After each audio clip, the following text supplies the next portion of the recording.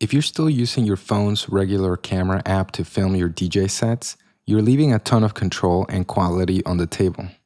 The Blackmagic Camera App gives you pro-level control, and in this video, I'm going to show you exactly how to set it up so your video and audio look and sound amazing.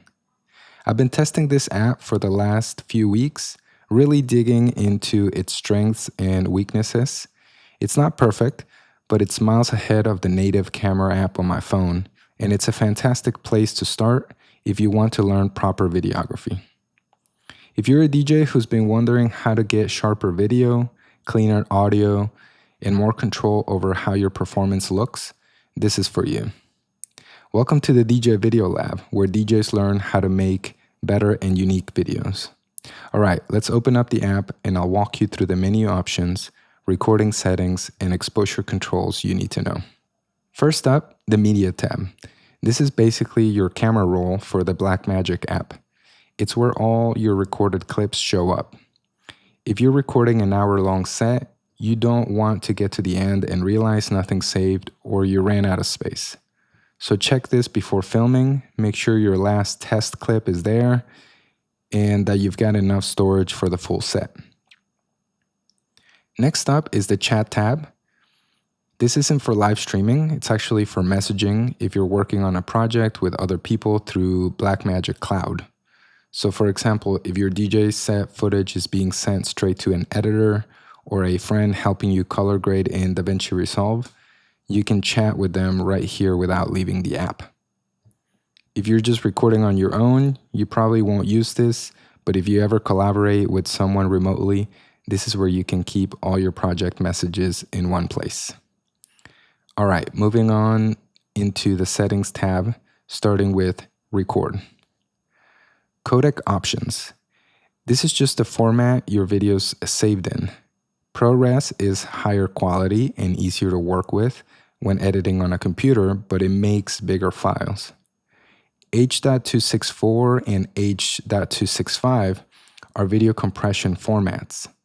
Both keep file sizes smaller than something like ProRes, but H.265 is newer and more efficient. It can give you the same quality as H.264 at a smaller file size. The trade-off is that H.265 can be a bit harder for older computers or phones to play back smoothly. For filming DJ sets, if you want to save storage space and you're editing on a newer device, H.265 is great. If you want maximum compatibility and easier editing, stick with H.264. Bitrate. Think of this like data per second of video. Higher bitrate means better quality, but also bigger files. For DJ sets, I usually set it somewhere in the middle or high. I like to get the best quality possible out of my phone. Resolution. 1080p is fine for YouTube, but if you want high quality or to zoom in or crop later, go with 4K. Color space. Rec. 709 is the safe bet. That's the standard color look for most screens. If you're planning to color grade heavily, you can go for HDR, but that's more advanced. Timecode display.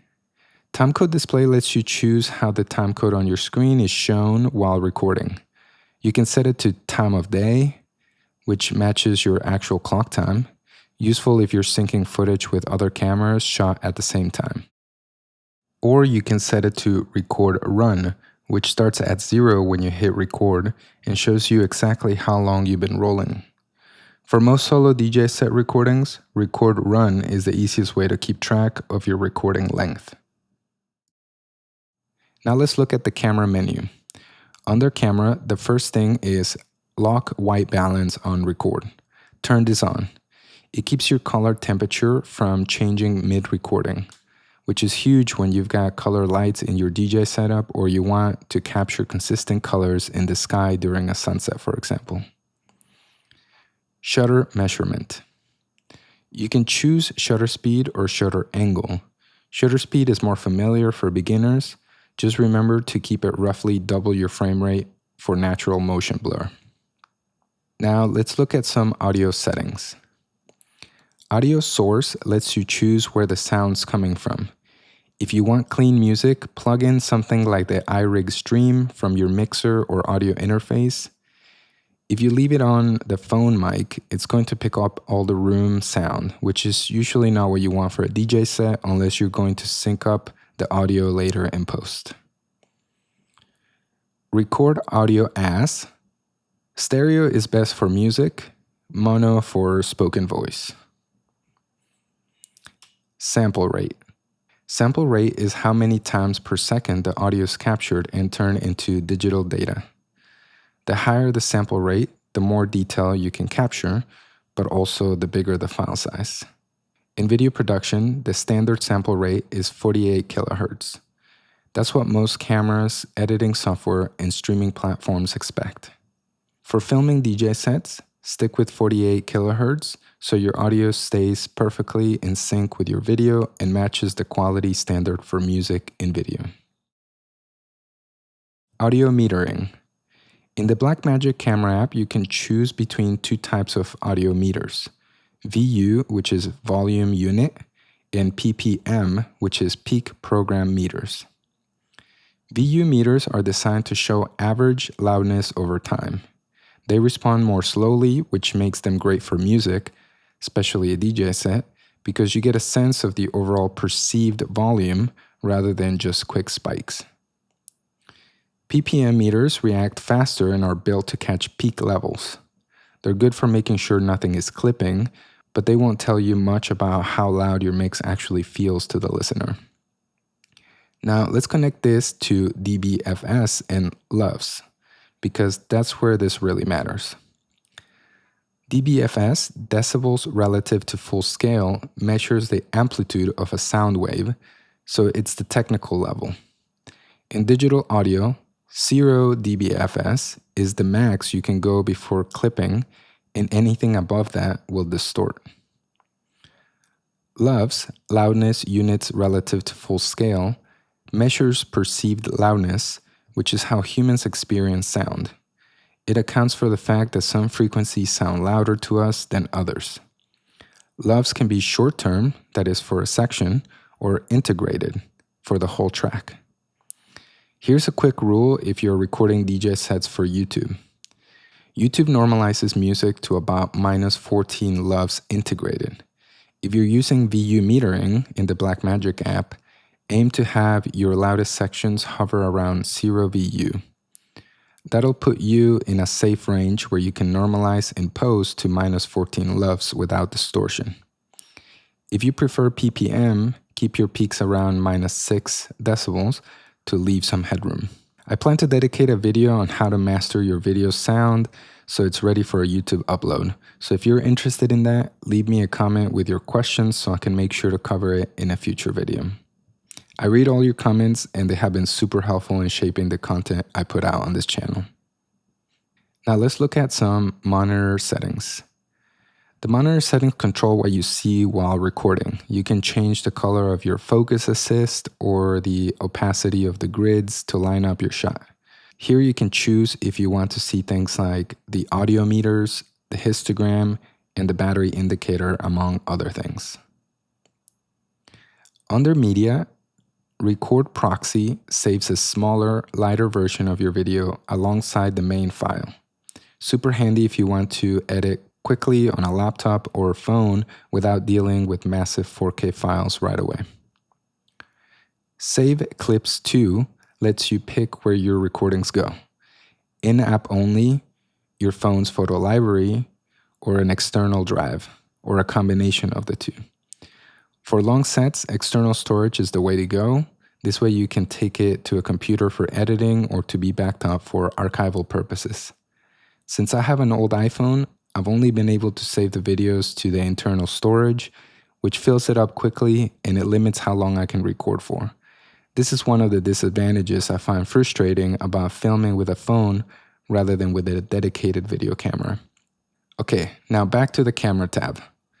The first option is the Slate.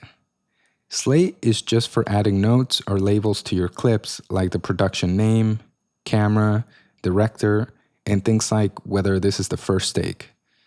It helps keep things organized when you've got multiple takes. Zoom. This is a digital zoom, so if you can, physically move the camera. Digital zoom can soften and decrease the quality of the image. Stabilization. If you're filming handheld, stabilization smooths out small shakes, but it does crop the frame a little. Leave it on for behind-the-scenes handheld footage, but off for tripod shots. Exposure.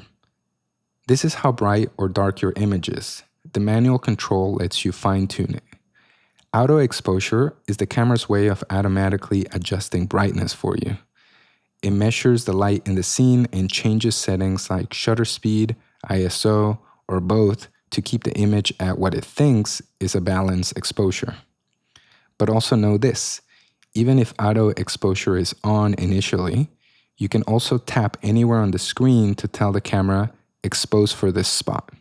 It will brighten or darken the whole image based on that point and then lock it there until you change it again. I wish the app had a feature that would combine the two features so you can tap to expose while keeping the auto exposure turned on rather than disabling it. If you're in a situation where you know the lighting conditions are going to change, like during a sunset, and you're filming by yourself, it is best to keep this in auto and let the camera adjust the settings accordingly.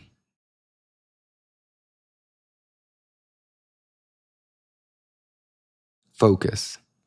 Same idea as exposure, manual if you want control, auto if you need the camera to adjust.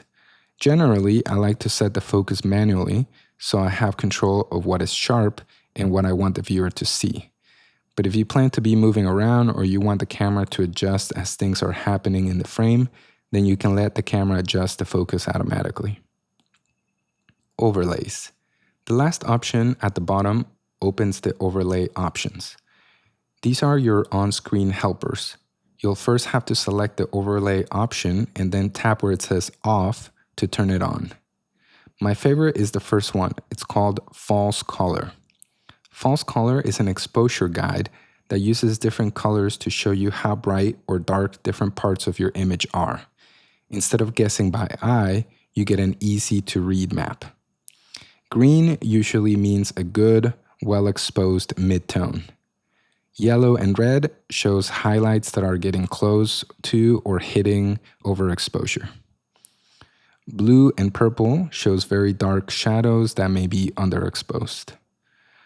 For filming DJ sets, false color is really useful if you want to make sure your face, hands, and gear are in a safe brightness range, even if the lighting is extreme, like bright LEDs or a spotlight in a dark room.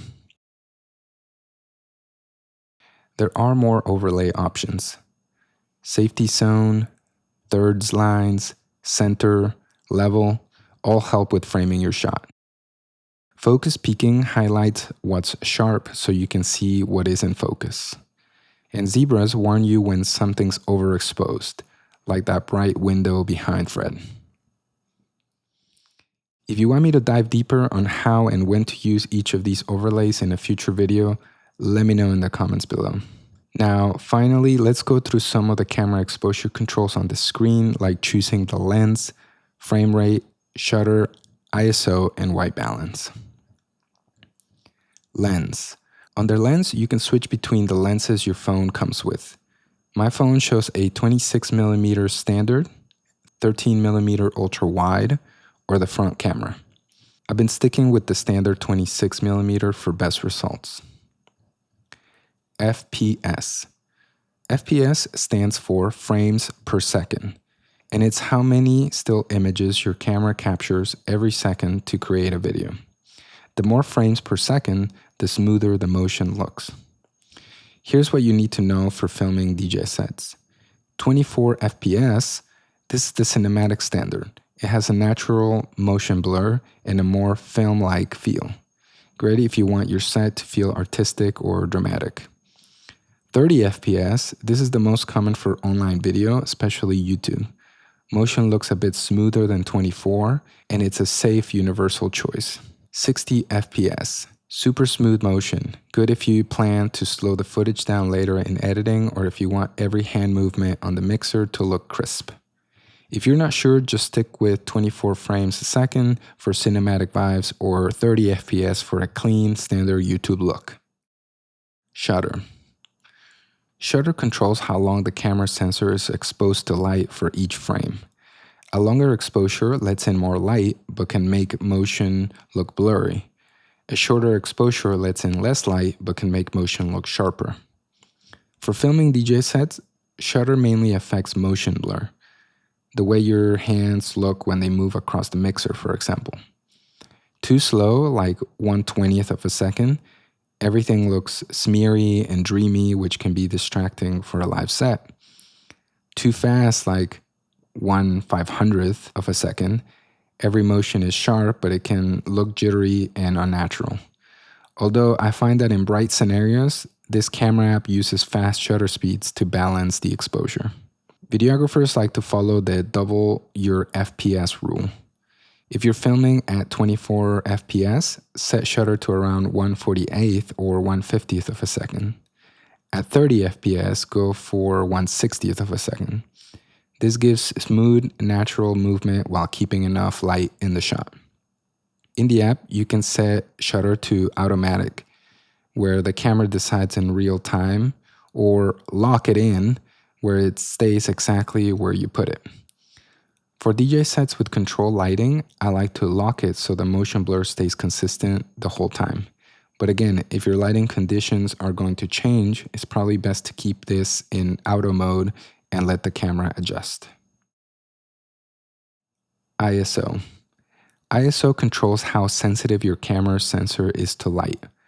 A low ISO number means the sensor is less sensitive, giving you a cleaner, sharper image. And a high ISO number makes the sensor more sensitive, so the picture gets brighter, but it also adds grain or noise to the image. In the app, ISO can be automatic or manual. Automatic will raise and lower the sensitivity if lighting changes, which is fine if you have unpredictable light. But if you're in a controlled environment, I recommend locking ISO so your brightness and noise levels stay consistent from start to finish. White balance. White balance tells the camera what white should look like under your current lighting. It's how you make sure colors look natural. For example, that your black shirt looks black and not blue, and your skin doesn't look orange or green. If you're filming DJ sets with colored LED lighting, it can trick the camera away from the look that you want. So first understand what you want the shot to look like, and then decide which white balance setting gets you that look. Ask yourself, do I want this to look natural, warm, cool, or from another world? In the app, you got three main options. Automatic, the camera guesses based on the scene. This is okay for unpredictable light, but it can shift throughout if your lights change, which can look distracting. You can use the presets. These are quick settings for daylight, tungsten, fluorescent, etc. Great if your lighting is constant. Or locked and manual, best for controlled setups. You tell the camera exactly what white should look like, and it stays that way, keeping your colors consistent. Pro tip, if you're using RGB lights or filming during sunset and want those colors to stay true, lock your white balance before you start recording. Tint. Tint fine-tunes the color balance after you set your white balance. While white balance adjusts between warm and cool tones, tint shifts between green and magenta. Why does this matter? Well, sometimes your lighting or camera sensor will naturally push colors slightly greenish or purplish, even if white balance looks correct. Tint lets you correct that without affecting the overall warmth or coolness of the image. Negative tint values push colors towards green, and positive tint values push colors toward magenta.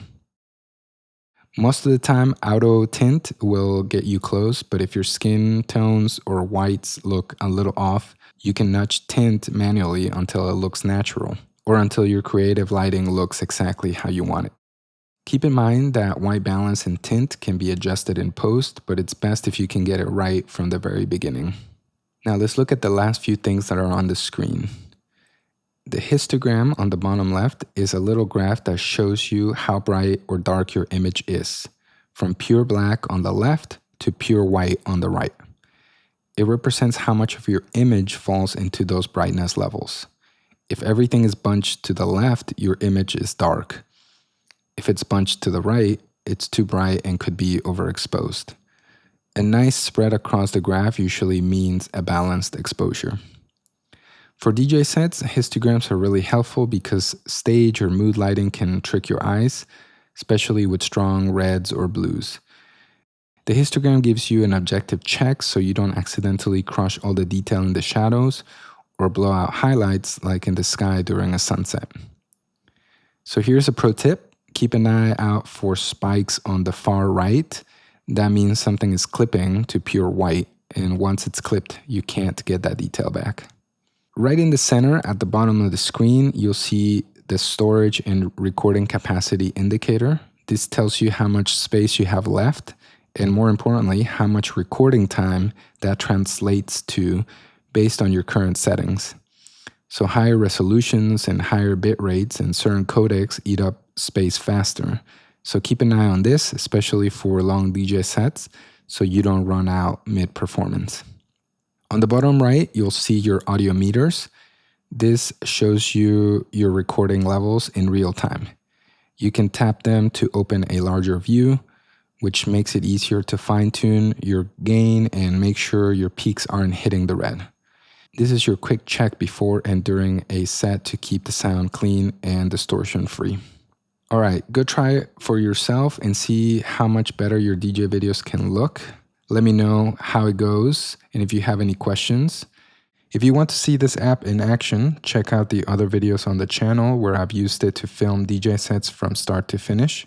You'll see exactly how these settings translate into the real-world results. And if you want more tips like this, subscribe to the DJ Video Lab where DJs learn how to make better and unique videos. See you in the next one.